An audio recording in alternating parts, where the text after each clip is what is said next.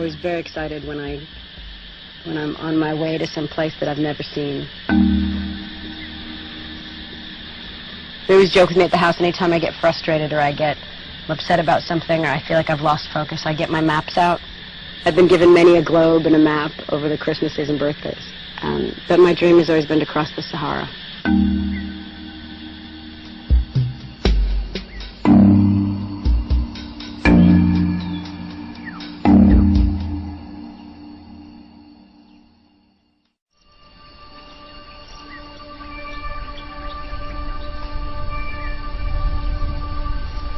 Cambodia, I think, is one of the most beautiful countries in the world. I fell in love with it at first, and the people, and then I came back a few years later with the UN. I was playing bricks with a little boy on the floor. We were playing with these blocks, and it dawned on me that my family was here, and and I had never really, I'd thought about adoption, but I hadn't really. It hadn't all made sense. It hadn't come together. I wasn't ready to be a mom. I didn't know anything. But I saw this little boy, and I thought, I don't know. I don't believe in fate or destiny or things like that, but something suddenly felt right. And then I came back a third time and met my son.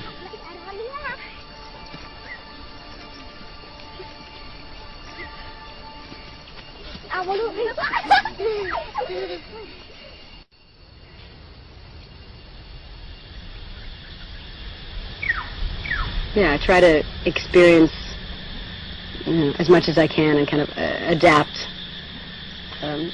so we can blend and have a full experience. So you try to not hold on to those things that are your comforts of home, and you try to let them go and be of the new country.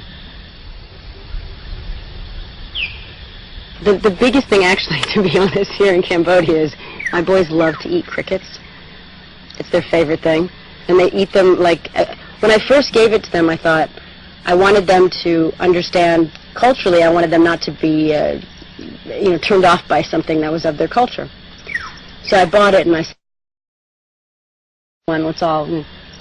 And they ate them like Doritos, and they wouldn't stop. And they brought to-go boxes home, and I had to actually ban the cricket eating at a certain point because I was afraid they were going to get sick from too many. So as soon as we landed, we had a friend bring us two to-go boxes full of crickets, and we all sat in the car eating them. But they're good. They are like a potato chip. We've had the beetle. They call it a cockroach. I think it's more like a beetle. I have yet to have the tarantulas on a stick or spider soup here. It does seem like an odd thing to eat. No, it does. I don't know if I can get around the fur, but you got to try everything.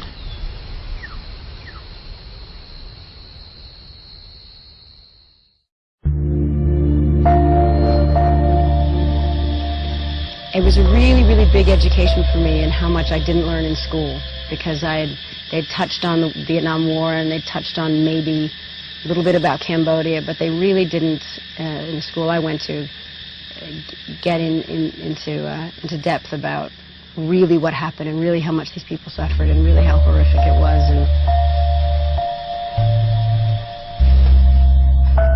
the point is, they've been through all of that and they live in extreme poverty.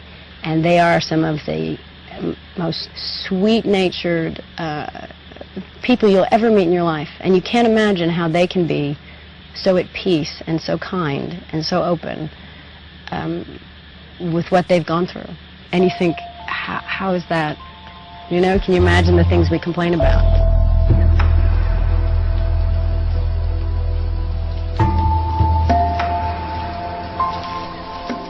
There's a very, very dark, heavy side to this country, but there's also a great deal of beauty and an extraordinary amount of good people doing great work and helping each other. And it is extremely important to focus on all that they do have that's beautiful and all that they have accomplished and all that they've come through, considering their past.